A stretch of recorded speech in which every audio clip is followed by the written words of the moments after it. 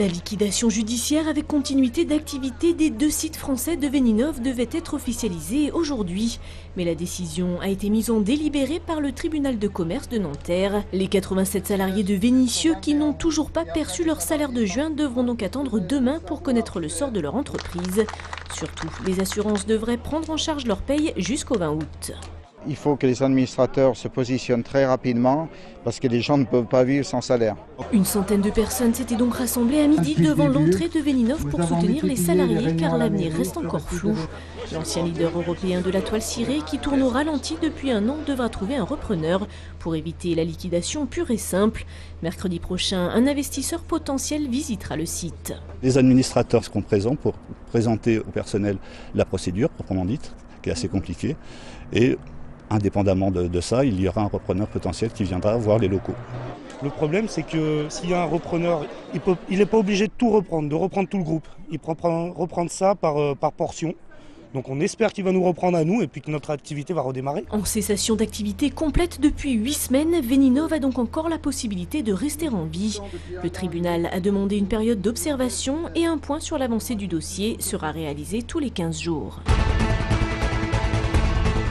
Comme ici, dans l'école primaire des Anémones à la Duchère, 2463 élèves de CM1, CM2 du Rhône profitent de la première semaine des vacances pour suivre un stage de remise à niveau.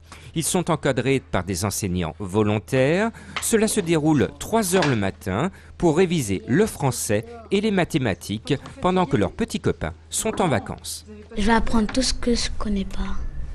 Savoir mes difficultés pour pouvoir mieux les comprendre. Ce travail est basé sur le volontariat, aussi bien le volontariat des enfants et des familles qui acceptent de nous envoyer leurs enfants. Mieux qu'un cahier de vacances, ces stages de remise à niveau permettent d'être corrigés immédiatement par l'enseignant. Très bien, en signe d'admiration. En maths, on reprend tout ce qui est technique opératoire et puis le chapitre difficile des fractions. Ce stage, naturellement, est à voir dans un ensemble d'actions qui sont menées pour que les élèves puissent passer dans la classe supérieure dans de bonnes conditions. Je citais par exemple les 2 heures d'aide personnalisée qui ont lieu toutes les semaines dans nos écoles. Comme beaucoup de petits Lyonnais de CM1, CM2 espèrent être au bon niveau dès la rentrée, un autre stage leur est proposé du 22 au 26 août.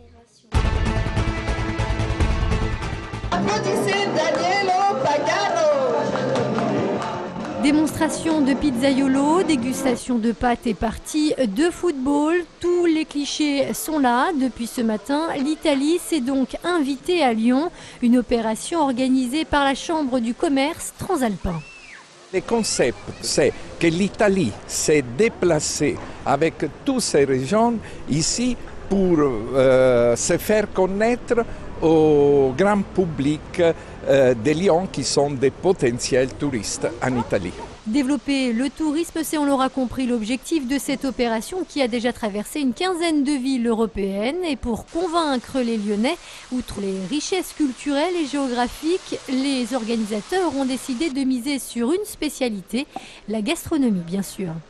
J'ai demandé à la ville de Bologne de venir ici, que c'est la ville gourmande comme Lyon.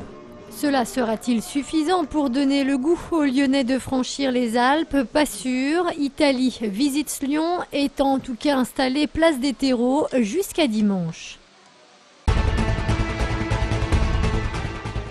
Allez, vole maintenant. Tu ouvres tes ailes et tu décolles. Les vedettes du film, Nikos Stratos, le pélican, d'Olivier Orlet, actuellement à l'affiche, viennent du parc des oiseaux à Villars-les-Dombes. 8 pélicans blancs ont été nécessaires pour les 4 mois de tournage au printemps 2010 dans les îles grecques.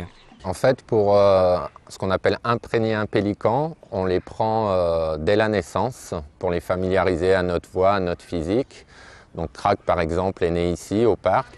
Et depuis tout petit, on a passé toutes nos journées avec lui. Les volatiles du parc n'en sont pas à leur coup d'essai, puisque Hara et Ibis étaient dans la distribution du film Le Peuple Migrateur. L'équipe du parc sait donc s'adapter aux exigences des réalisateurs. Ça nous arrive régulièrement, c'est quelque chose d'intéressant. On le fait si jamais ça correspond à notre manière de travailler et au respect qu'on a des oiseaux. Je ne sais pas si je dois dévoiler les secrets du film. Même moi, je me suis posé la question parce que le pélican, je lui trouvais une tête un peu particulière. En fait, le bébé pélican n'est pas un vrai, mais un robot. Pour retrouver Nikos Stratos en chair et en plume, il faut assister au spectacle des pélicans tous les jours au parc à 16 h.